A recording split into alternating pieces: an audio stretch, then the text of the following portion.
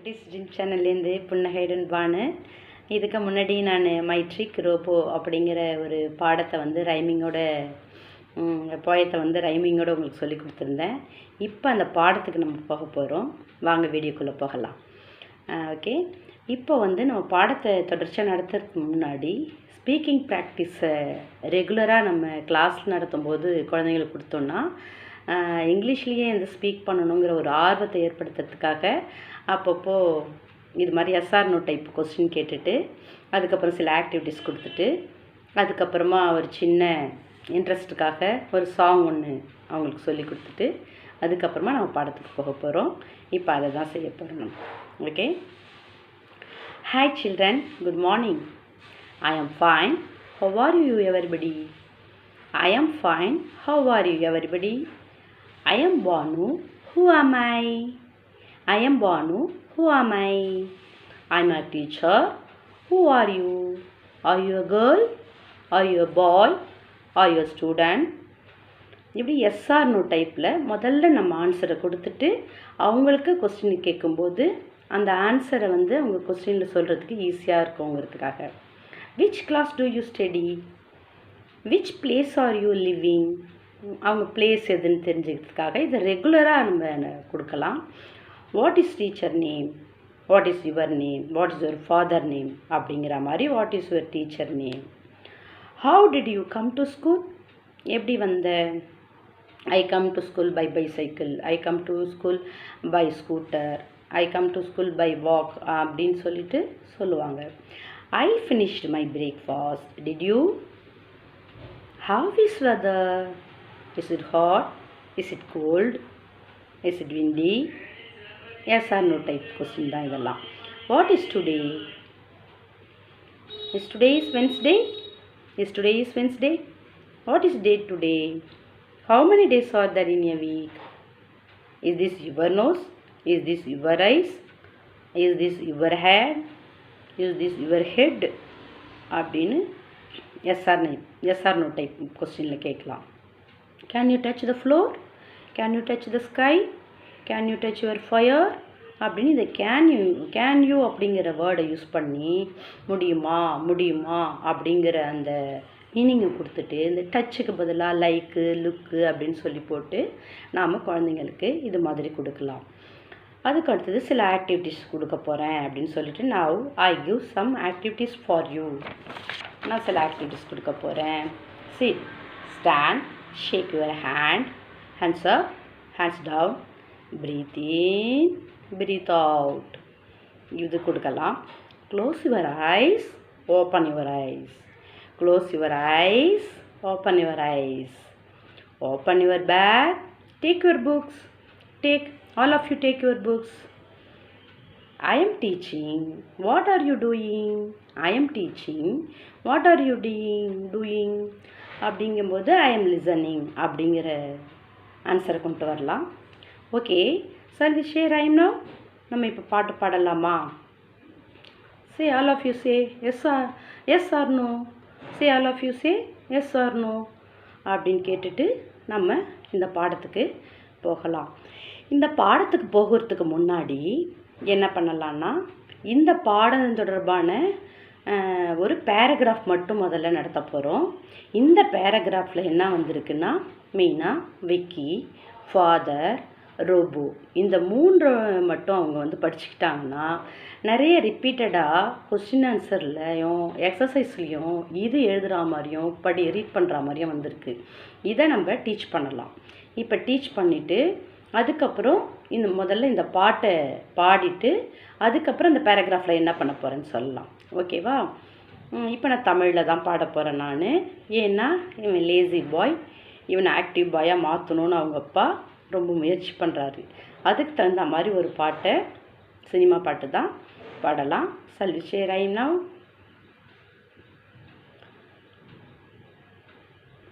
போர் படைதனில் தூங்கியவன் வெற்றி இழந்தான், போர் படைதனில் தூங்கியவன் வெற்றி இழந்தான், உயர் பள்ளி தூங்கியவன் கல்வி இழந்தான்.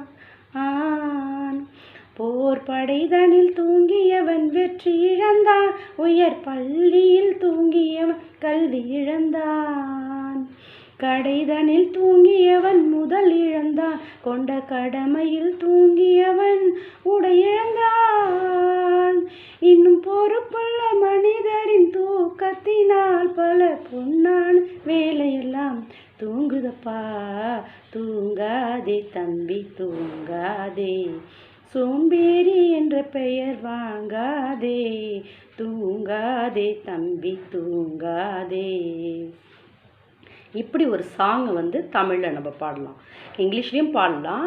ஆனால் இது மாதிரி சென்டென்ஸ் உள்ள பாட்டு இங்கிலீஷில் கிடையாதுங்கிறதுனால தமிழில் பாடினா அவங்களுக்கு இந்த மோட்டிவேஷனுக்காக, இந்த டீச்சிங்கில் கண்டினியூஸாக அவங்களோட இன்ட்ரெஸ்ட்டை கொண்டு வரணும் அப்படிங்கிறதுக்காக இது மாதிரி நாங்கள் பாட்டை பாடுறோம்.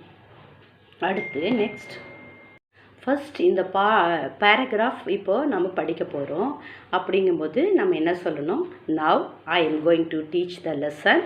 All of you listen carefully. First I read this paragraph, then I will translate paragraph in Tamil அப்படின்னு சொல்லிட்டு இந்த பேராகிராஃப்க்கு போக போகிறோம். இப்போ இந்த பேராகிராஃப்க்கு போகும்போது ஸ்லோ லேர்னர்ஸ்லாம் இருப்பாங்க இல்லையா, அவங்களுக்காக என்ன பண்ணலாம், இந்த பேராகிராஃபில் அடிக்கடி வர்ற 1 வேர்ட் 2 வேர்ட்ஸ் 3 வேர்ட்ஸ் அதை முதல்ல நம்ம ரிப்பீட் பண்ணிட்டோம்னா இது அடிக்கடி ரிப்பீட்டாக வர்றதால அந்த பேராகிராஃப் படிக்கணுங்கிற ஆர்வத்தை குழந்தைங்கள்ட்ட கொண்டு வந்துடும். அது அதுக்கப்புறமா நம்ம இந்த பாடத்தை வாசிக்கும்போது என்னென்ன பண்ணலான்ட்டு. இப்போ இந்த பாடம் இந்த பையன் விக்கிங்கிற பையன் சோம்பேறியாக இருக்கான். அதனால் அவங்க அப்பா அவனை ஆக்டிவ் பாயாக மாற்றணும்னு பார்க்குறாரு. அப்போது எப்படியெல்லாம் அவரோட கனவு பழிச்சுதா இல்லை இந்த பையன் மாறினானா அப்படிங்கிறத இந்த பேராகிராஃப்லேயும் இந்த கதையின் மூலமாக நாம் தெரிஞ்சுக்கலாம். இப்போ பாருங்கள், இப்போது சின்ன சின்ன வேர்டுன்னு சொல்லும்போது இங்கே பாருங்கள், இல்லையா, was boy, he did his and he, அதே he வருது. அடுத்தது his, in, they, he, with, his, to, him,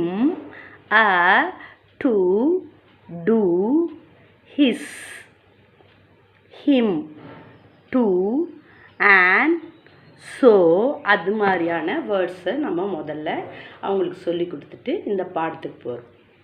இப்போ இந்த பாடத்தை எப்படி வாசிக்கிறதுன்னு பார்ப்போம். Vicky was a lazy boy. அவன் ஒரு விக்கிங்கிற பையன், சோம்பேறி பையன். He never did his homework on time. அவனோட ஹோம்ஒர்க்கை அவன் கரெக்டான டயத்தில் முடிக்க மாட்டான். He never kept his things back in the right place. ஒழுங்கான இடத்துல அவனோட பொருள்கள்லாம் நீட்டாக வைக்க மாட்டான். ஹீ, இந்த இடத்துல பாருங்கள், ப்ளீடடுங்கிறத அழுத்தி சொல்லி கொடுக்கணும், new word. With his father to buy him a robot to do his work. அதனால் அவன் என்ன பண்ணுறான், தன்னுடைய வேலைகள்லாம் செய்கிறதுக்கு ஒரு ரோபோவை அவங்க அப்பா கிட்ட கேட்குறான். Vicky's father's wanted him to become an active boy. ஆனால் விக்கியோட ஃபாதர் அவனை சுறுசுறுப்பான பையனாக மாற்றணும் அப்படின்னு நினைக்கிறாரு. இப்போ இந்த இடத்துல பாருங்கள், லேசி பாய்னு வருது, ஆக்டிவ்னு வருது. லேசிக்கு ஆப்போசிட் ஆக்டிவ். அப்போ இந்த இடத்துல ஆப்போசிட் வேர்டு, லேசி ஆக்டிவ்ங்கிறது ஆப்போசிட் வேர்டுங்கிறதையும் நம்ம சொல்லித்தரலாம். அடுத்தது பாருங்கள், அவங்க அப்பா அவனை ஆக்டிவ் பாயாக மாற்றணும்னு நினைக்கிறாரு. So he bought him a trick robot. அப்போ ஒரு தந்திரமான ஒரு ரோபோவை அவர் வாங்கி கொடுக்குறாரு. Vicky did not know that it was a trick robot. ஆனால் அவனுக்கு தெரியாது, விக்கி டிட் நாட் நோ, அவனுக்கு தெரியாது இது ஒரு தந்திரமான ரோபோன்னு. அதனால் அவன் என்ன பண்ணுறான்னா, he was glad to have a robot to do all his work. அப்போது அவனுக்கு ரொம்ப சந்தோஷம் அடைஞ்சான். சரி, நம்ம ஒர்க்கெல்லாம் ரோபோ இனிமேல் செஞ்சிரும் அப்படின்னு. அதுக்கப்புறமா இந்த பாடத்தில் இன்னும் என்ன டீப்பாக இருக்குது, இந்த பேராகிராஃப் அவங்க படிச்சுட்டாங்கனாலே மற்ற பேராகிராஃப்க்கு ஈஸியாக கொஞ்சம் ரீட் பண்ண ஆரம்பிச்சிருவாங்க. இப்போ பார்க்கலாம். Vicky, I how what your robot this intelligent, இதுக்கு வந்து அழுத்தம் கொடுக்கலாம், பெரிய வேர்டு இல்லையா, intelligent robot will do all your work enjoy. நான் வந்து நீ சொன்ன மாதிரியே நான் ஒரு ரோபோ உனக்கு வாங்கி கொடுத்துருக்கேன், இது ரொம்ப திறமையான ரோபோ, நீ வந்து இதை நல்லா உனக்கு வேலை செய்யும், நல்ல சந்தோஷமாக இரு அப்படிங்கிறாரு. உடனே விக்கி இஸ் எக்ஸைட்டட். இங்கே பாருங்கள், இது எக்ஸைட்டட் இல்லைங்களா, இது வந்து எக்ஸைட்டட். இந்த வேர்டை வந்து நம்ம சொல்லலாம். அடுத்தது வந்து இங்கே பாருங்கள், இன்டெலிஜென்ட், இதை வந்து நம்ம மென்ஷன் பண்ணலாம் அவங்க வாசிக்கிறதுக்காக. Excited to test his new robo. அவன் என்ன பண்ணால் அவனுடைய ரோபோவை டெஸ்ட் பண்ண நினச்சான். முதல்ல நமக்கு ஒரு பொருள் வாங்கி கொடுத்தாங்கன்னா அது ஓடுதா என்ன அப்படின்னு டெஸ்ட் பண்ணுவோம் இல்லையா, அது மாதிரி அவன் பார்க்குறான். ஃபஸ்ட்டு என்ன சொல்கிறான் பாருங்கள், I am hungry, prepare some salad for me. எனக்கு பசிக்குது, எனக்கு வந்து சாலட் பண்ணி கொண்டு வா அப்படிங்கிறாங்க. I do not eat salad. Robo என்ன சொல்கிறாரு, I do not eat salad, எனக்கு வந்து சாலட்லாம் பிடிக்காது. So I can not make it, நான் செய்ய மாட்டேன். என்ன சொல்கிறாரு, ஐ கேனாட் மேக் இட்னு சொல்லிடுறாரு. ஓகே, இப்போ வந்து நம்மளுடைய விக்கி என்ன சொல்கிறாரு, what you are a robot, you cannot refuse me. நீ வந்து என்னை மறுத்து பேசக்கூடாது. க்ளீன் மை ரூம் நவ், என்னோடய ரூமை நீ க்ளீன் பண்ணு அப்படிங்கிறாரு. Do you want me to strain my back, do you want me to strain my back, I cannot do that. நீ வந்து என்னோட முதுகை வந்து ஸ்ட்ரெயின் பண்ண நினைக்கிறியா, எனக்கு வலிக்கும், நான் வந்து பண்ண மாட்டேன், என்னோடய முதுகை வந்து நான் ஸ்ட்ரெயின் பண்ண மாட்டேன்னு சொல்கிறாரு. உடனே நம்ம விக்கி என்ன சொல்கிறாரு, really I cannot believe this, என்னால் நம்ப முடியல இதை, அட்லீஸ்ட் சார்ஜ் மை ஃபோன், என் ஃபோனையாவது நீ சார்ஜ் பண்ணு அப்படிங்கிறாரு. உடனே why don't you do that yourself, ஏன் நீ உன் மேலே நீனே பார்த்துக்கூடாது, why don't you do that yourself, I must make some calls, நான் வந்து கால்ஸ் பண்ணணும், நீ வந்து உன்னோட வேலையை நீ செய், I must make some calls, என்னோட கால் பண்ணணும் அப்படின்னு சொல்கிறார். உடனே நம்ம விக்கி என்ன சொல்கிறார், I have a headache now, get me a cup of hot tea, சீக்கிரம் ஒரு கப் ஆஃப் டீ கொண்டு வா அப்படிங்கிறாரு.